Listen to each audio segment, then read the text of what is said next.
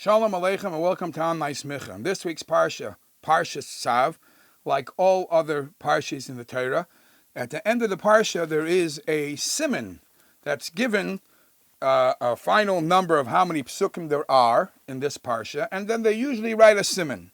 So at the end of parshas tzav, it says it's tzadik vav pesukim, 96 pesukim, which the siman is obvious. Tzav is tzadik vav, perfect match. There is, however, a problem. The problem is that if you count it, it's not 96 psukim, it happens to be 97 psukim. So, yeah, of course, you could say 97, 96 in Makailo, take off the Kailo. There's always different ways of doing gematrias. But it's just not, to say that it's 96 psukim, it's not what it really is. In some of this, in a sefer, it was written that it could be that in Parsha Perek Zayin, Pasuk Chav Beis Chav Gimel, there is a pasuk that starts, Vayidaber Hashem el Moshe Lemar. Hashem says to Moshe, Daber el Bnei Yisrael Lemar, go tell the Yidden, please, that the isur of eating chaylev, kol chaylev shar v'chesev v'eiz leisei chaylu. So some want to say that these two psukim, Pasuk Chav Beis and Chav Gimel, are really one, and if you have it as one, it's 96. You could say that, but then you have a problem.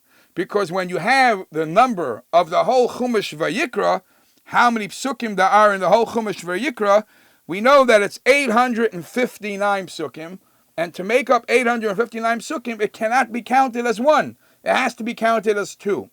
So this remez of why it says Tzav 96, it's not 96, it's 97. There are other svarim that say a remez for the amount of psukim in this parsha is the siman is Ovadyahu, the Navi Ovadia. And the question is, what's the connection between the Navi Ovadia to parshas tzav?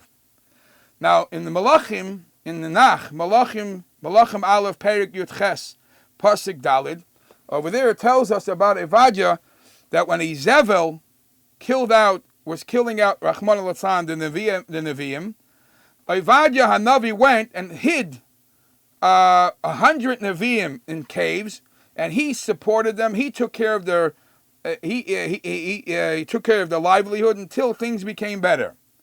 As the pasuk says, Vayhi b'hachris Izevel as Nevi'ei Hashem, Vayikach Ovadio mea Nevi'im, Vayachbiim, and he hid them 50 in one cave, 50 in another cave, and he gave them bread, he gave them water, etc., etc.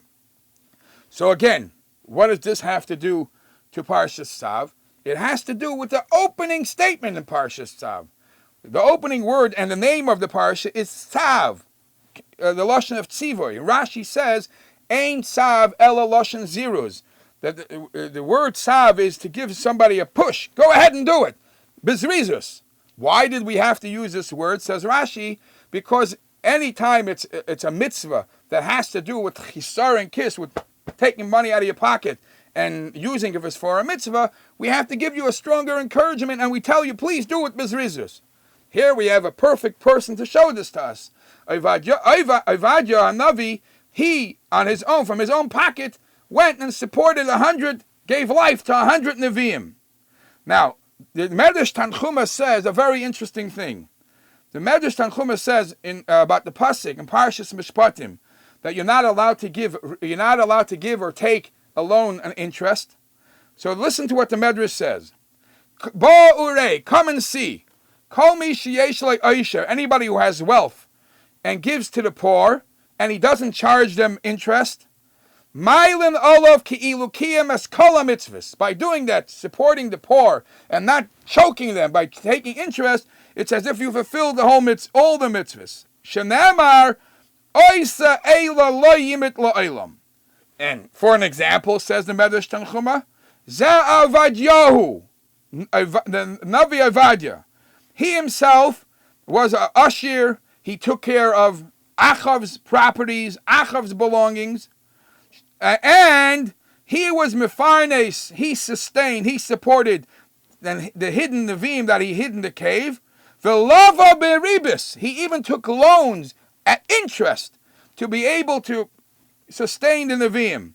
And he took loans from Yehoram ben Achav, from the son of Achav. Now from here we see that it was a major chisaron kiss for him. It was a major investment. Such an investment that he paid high interest. And yet, he did it. So Tosfos in Masechta Avodah Zarah Daf Chavav Amud Beis asks, how was he allowed to take ribos, give ribos, when we know clearly that it's one of the worst averos in the Torah to take ribos?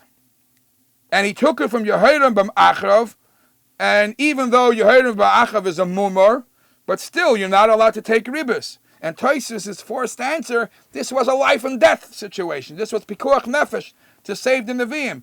To save the Nevi'im, you could do anything, even to take loans beribis. The bottom line is, Ovadia is the perfect example for us to learn that even if it's a chesaron kiss, tzav, lashon zrizut, you got to do the mitzvah with quick and good.